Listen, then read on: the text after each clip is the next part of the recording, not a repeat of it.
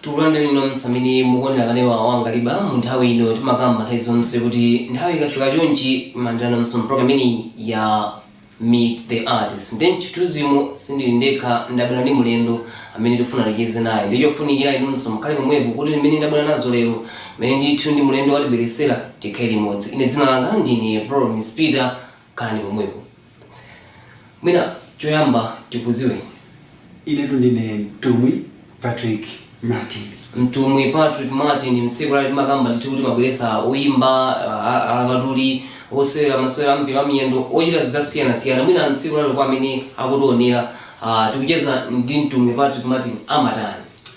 Mtumwi Patrick Martin ndi oyimba nyimbo za uzimu komanso monga dzina lokuti mtumwi ndi mtumikiso ndithu mwakuti timalalikiranso kutenga choncho kumatumikirana kuthandiza notosereka loli mozi ufumu wa Mulungu.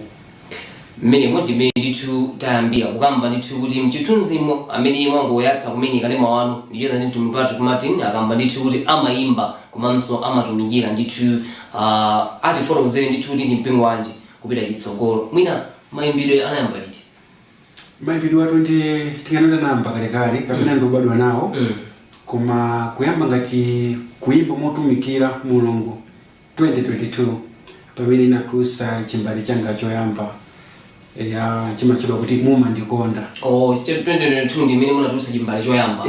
Mbuya munkayimba koma serious yenene na 2022. Kalero tinkayimba koma maziwa kwambiri ambiri family timazi chamina atumika timakali mbuyo mutabusabe munjira zina ndipo ntazimeti nkapangano zathu zimenezo zimene mangomba nyimbo za secular chabwino kumano ngati kuyamba no kuimba mwa utumiki chimene chinakupanga ndi chani kuti musiye secular muyambe sipano za umunguzi?